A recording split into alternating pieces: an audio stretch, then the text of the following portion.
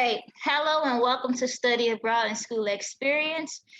It's March and I'm going to be doing something that I call Women in Education and Careers. Where I interview women in education and careers. And today we have a special guest. You can introduce yourself. Hi, this is Heena. And we're going to get to know a little bit about her in education and careers. Okay, so what is the highest level of education that you have completed, and where did you go to school?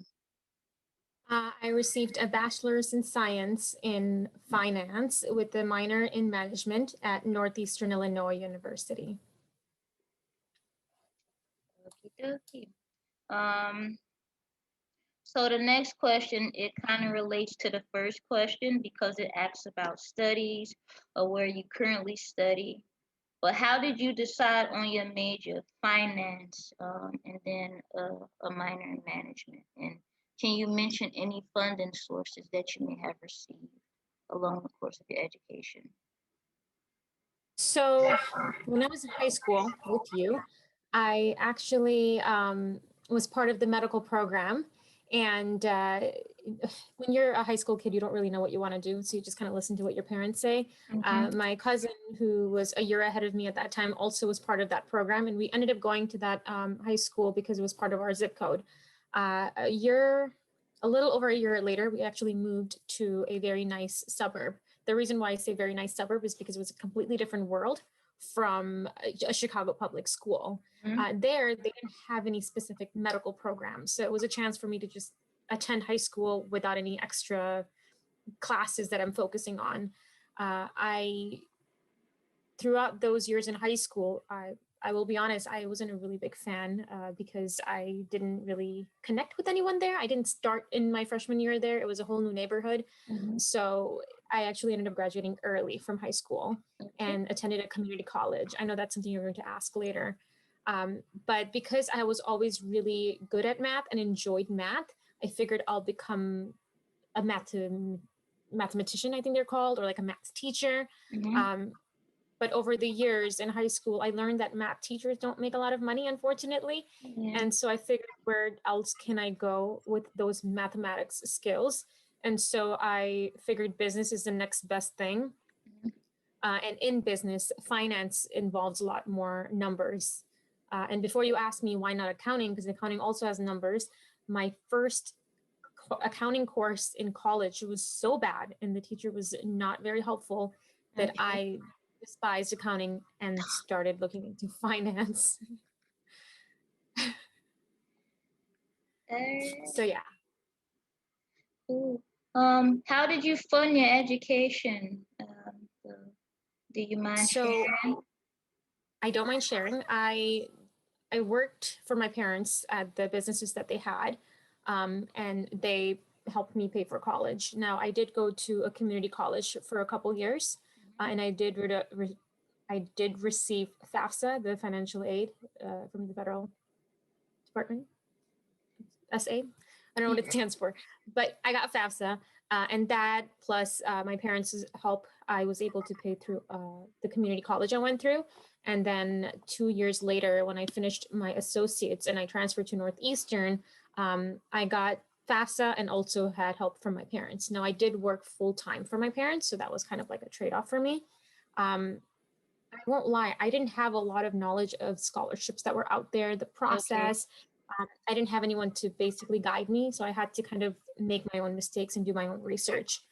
So in my last year of attending Northeastern as a senior, I received a Golden Eagle Award. So it was a scholarship that's granted to you based on merit. Actually, it was the year prior. So when I went in my senior year to apply, they said it's not something you apply for, it's something you get. But here's a list of scholarships you can apply for. That was a whole new world for me, and I was a senior in college, so there wasn't much that I could do, but I did apply for what I could, and still also got, I think, $500 of scholarship, which was nice. I will say that if I had the knowledge and some assistance, I would have started applying sooner. But other than FAFSA and that one and the award from Northeastern, it was all out of pocket. Okay. All right. That's understandable. Um, how do you feel about education? What are your beliefs about education in the current state of the educational system? So this is a very like deep question, so I might take a little bit more time than I don't know what we have. That's fine. Um, okay, so I have a lot of strong opinions about these things, and a little bit of it has to do with my experience. I, went from a high school in Chicago to a high school in the northern suburbs. I went through a community college and then a university, and also not like a hugely accredited Northwestern style university. I went to NEIU. Um, and I hear sometimes celebrities like Jennifer Lopez or other online influencers, they say that education is not as important as who you are as a person, and your hard work and your experience. And when it comes to those things, I feel like it's 50-50. Okay. Um, and I'm just being very generic here. It could be 60-40. What I'm trying to say is school is important, Mm-hmm. and it's important and not in the way that you would think, where everything you learn in humanities, elective courses that are going to come into play unless you're a humanities major, and if everything you learn in biology is going to come into play if you're a business major. Mm-hmm. No, not in that sense. What's going to come into play, at least for my sake, because I'm in business and I'm in corporate treasury right now, is writing emails to the C-level executives. I can formulate a very nice email and send them out now because I have a lot of essay writing experience from college. You see what I'm saying? So being able to word things correctly. I mean, I work with bankers. I work with a lot of people from a lot of corporates who don't always formulate their emails in the most professional manner. And the reason why could be school. I don't know. It could be they're very busy. But I could see all of that, all of those essay writing classes, all of those nice language that you use for business come into play. Um, Computers are a big thing, especially now during the pandemic. Everybody's almost, not everybody, but a very large population of people are working from home. I actually worked from home prior to the pandemic, so nothing really changed for work purposes for me. Mm-hmm. But when I worked at the bank or when I worked at Oracle, we had to work on the computer all the time, whether I'm helping with, processing transfers or withdrawals or deposits for clients, or I'm manipulating the Excel to make the numbers make sense for forecasting. Whatever I'm doing, I'm using the Excel or other systems. And I did notice that other members who I worked with who didn't finish college had a harder time working on the computer, took a little bit longer understanding the systems. It could be my exposure is limited. Maybe not everybody works like that. If you worked on the computer all your life and didn't go to school, maybe your experience and your ability to learn fast is different. But Mm-hmm. for me personally, the ability to work on computers really fast, understanding Excel and all those classes that we took that didn't make sense to us, those specific skill sets did come into play. Okay. But things I learned in biology or humanities or world religion, they don't come into play as much in work life, but they do come into play in conversations, right? Like if I know that I've learned about 8 different kinds of beliefs out there in my history or ethical class or philosophy class, I can have a basic conversation with others who are specializing in that field, and then continue on from there. So I don't want to debunk completely the education system, but I don't think it should be emphasized so much that workforce, getting into the workforce is hard for people. I think you should look at their experience. Not everybody is fortunate to get a degree and pay for college like I did with the help of True. my parents.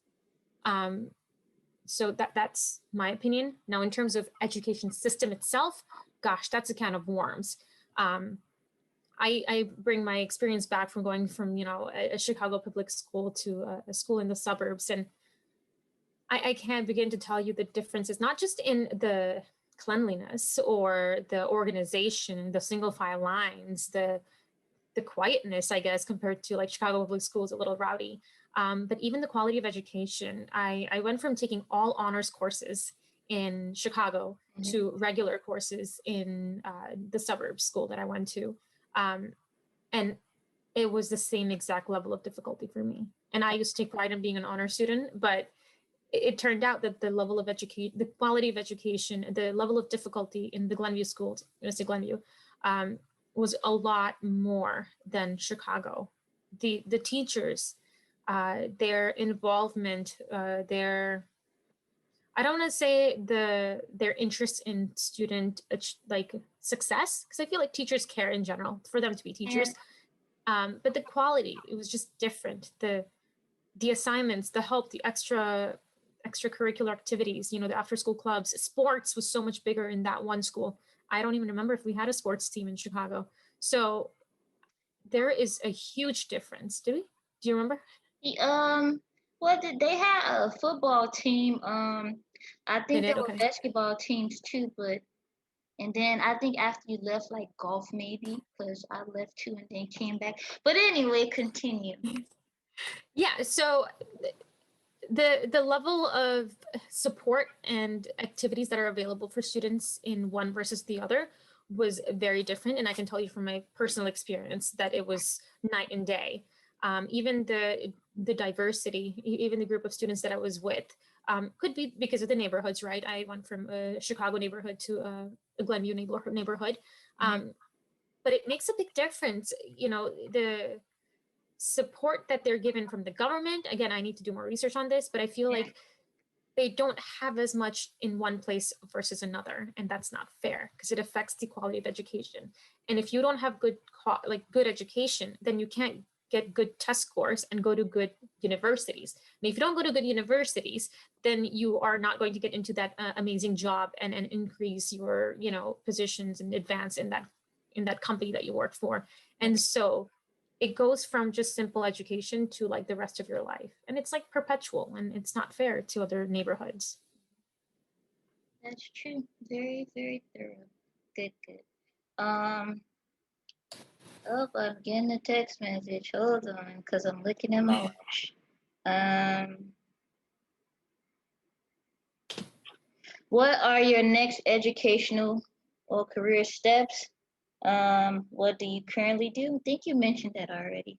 And I state that you don't have to tell me where you work or your exact title, but you can just state your field, so belief is finance and business, or just give a brief synopsis of your job duties if you wish. I'm okay with it. I mean, if somebody looks at this and Googles me, they'll find my LinkedIn profile and know exactly where I work. So it's fine. So I work for a TMS provider, a treasury management system provider. There's a few of them, just like how there are ERP systems like Oracle and SAP, there's treasury management systems. I work as an ecosystem manager there. So I work with another member, the global head of corporate development. And together we work on basically developing the corporate, finding partnerships, maybe acquisitions, maybe joint ventures, I guess you can call them, for the company to evolve and grow our ecosystem. We have our core, we have what we offer, right? Like you have an iPhone and you have those apps. What more can you get? You can get AirPods, you can get the charger, you can get a case. Do you see what I'm saying? It's a weird analogy, so because we're not accessorizing what we have, but rather adding more features and functionality. And so I'm in this really nice role to basically be creative and grow the company. Okay. Um, it's in the treasury field. So when you ask me about my plans for education, uh, 2 years ago, I actually took the CTP exam and received my CTP. It's a certified treasury professional.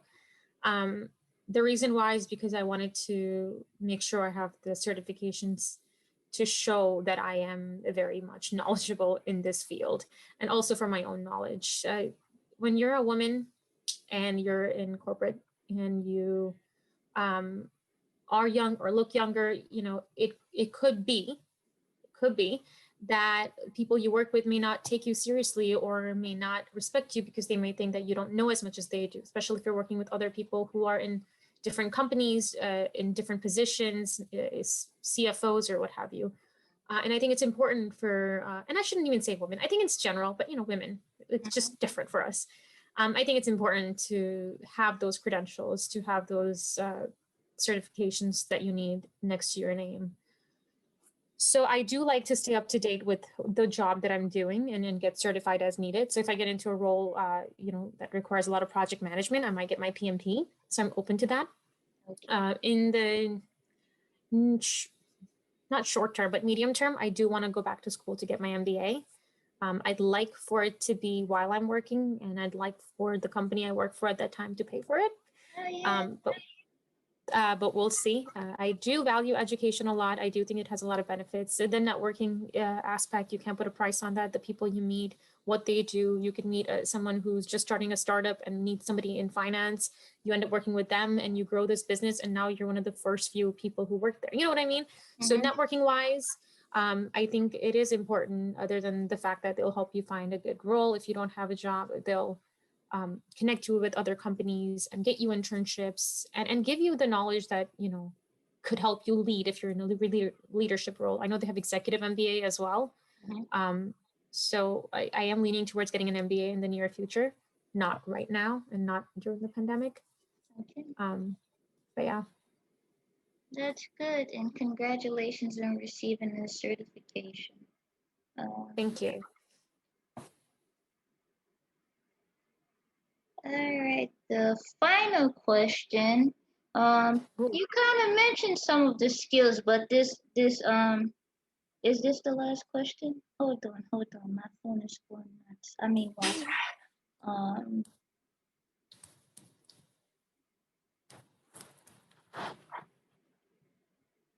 another sample question. Oh no, listen. I skip what I said. Okay, so this I think you did mention some of the skills. What are the skills that someone the text messages, let's stop. What are the skills that someone should have in your field? You did mention some of these things. If you want to expand a little bit, you don't. It's up to you. You can keep it at minimum because you cover some of those things, but whatever you want to I can share.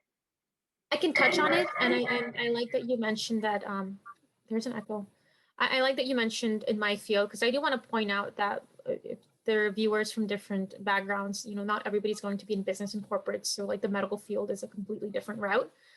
For specifically like corporate treasury or in the banking industry or even in finance, um, I would say that it's important for you to be a very quick learner. There's so many systems that these people use, and by people I mean these companies use. A lot of them are in-house made, so you can't really study for them. Be good at learning the system and be good at using the computer. I know it sounds simple, but like it could be very complicated for people. So we're all virtual now, and this doesn't look like it's going to be changing anytime soon. So it's important to be up to speed. Be not a beginner, but rather an intermediate to an advanced user of Excel. Excel isn't also going anywhere anytime soon, so it's important. Be good at communication when you're writing emails or even on interviews. Dress professionally, speak with confidence. That also doesn't come easy. A lot of what I'm saying is stuff that I've learned in the past 7 years that I've been in corporate, and there's so much more that I'm still working on. Uh, when you speak, you have to have some kind of confidence. You have to have the knowledge behind you. People you work with in corporate, they're all smart people. They're all college graduates, so they'll know what you're saying and what you're hiding. You know what I'm saying? So there's a lot of like bluffing you can do in essays or in school or with your friends at a certain age, but you can't keep doing that all your life. So you want to be able to have the knowledge and be serious about what you're doing. Um, the last thing would be, it's a cliche, but a lot of people say you got to love what you do, Mhm, but it's not easy for everyone to love what they do because they don't have that kind of choice. Sometimes mhm, you just have to pay your bills, and you have a family at home or your grandparents that you're supporting, and you don't have time to love what you do. You have time to go to work, get your paycheck, and like pay the bills. So if you can't love what you do, find a way to love something outside of work that you do, that you continue as a passion, whether it's spending an hour a week to paint or to go running or whatever it is. um, because work, other than sleeping for 8 hours a day every day, if you do work, you're working 40 hours a week every week, most probably, if not more, if you're a resident or doing residency.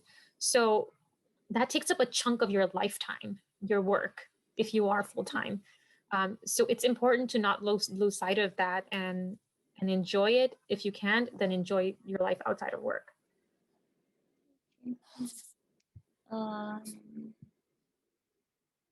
what has been more valuable in your career, your education or your work experience? Ooh. Like I said, it's 50-50 for me. Experience does speak more volume than education.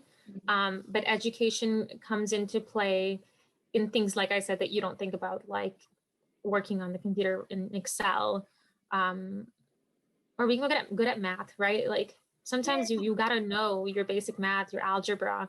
You don't need to know, what was it, cosine, tangent, cosine, Yeah, whatever that was. None that's of that. Nobody asks me that stuff. But you know, basic math skills that you need to know. You need to have knowledge of the outside world more. Uh, you know, accounting, sales, like in business, your cost of goods sold, and the profit you made, the taxes you pay, your actually net income. You know, basic concepts like that that you learn in school will come into play. So school is important. But if I had to pick, like in terms of weight, experience to me weighs more. okay. That's understandable. Um, what would you tell someone who is interested in going to a trade school or community college and they have no interest, at least not right now, in transferring immediately um, to a four-year institution? What would you tell them? Interesting. Um, okay. Maybe a lot of people are not going to agree with this. Education is something that you must continue, because if you take a break for too long, it could get very hard for you to go back. The reason why is because, let's say you do your 2 years at a community college, you got your associates, but now you're working at a bank. Sorry, just using examples here. And you work as a teller, and then you work as a banker, and then you work as a sales expert or a home loan officer, or even a branch manager. Like you're doing really good at the bank and you have years of experience at the bank. You're set, you're making your whatever 60,000 and you're fine, and you don't really care for school at that point. And that's fine at that time. God forbid you get laid off and the pandemic happens again or whatever, and you need to find a job again after that little break that you took from getting laid off. You'll have a harder time landing a job, maybe, if somebody else is also looking for a job because somebody else also got laid off. And the only thing difference between you two, other than experience, is the fact that they have a community college or they have a 4-year university degree and you don't, right? So you want to stay on par. So if you are considering taking a break, like by all means, I don't know your financial situation, take it. Just don't take it for too long to the point where you don't go back and you don't realize what you've done. Okay. Um, so this is the last question. Are there any positive words that you would like to offer those who will watch this video? May it be 2 weeks, 3 weeks, 2 years, 5 years, 10 years. Any positive words that you would like to say to the people? Um, a lot of the stuff that we're told when we're young that we laugh at, we don't realize until we're older. Things like hard work pays off, and then we see people around us who in our eyes haven't worked hard and are making a lot of money because they, you know, are related to the owner or something. That's not always true. Hard work does pay off. It just pays off differently in its own way, but it does pay off. And laziness is your biggest enemy. You know, the minute you get lazy, not just for a day, everybody deserves a day off. But you know, the minute you're too lazy and you take that one break of like 2 weeks, 3 weeks, it could be very easy to continue that and go down the path that you don't want to, and then realize months later that you kind of missed out on the months of whatever you could have done. The reason why I'm using this as the positive words is because the pandemic has made people really think about and realign, you know, what their life goals are. You know, mental health is a lot more important these days than before, considering what we're doing there.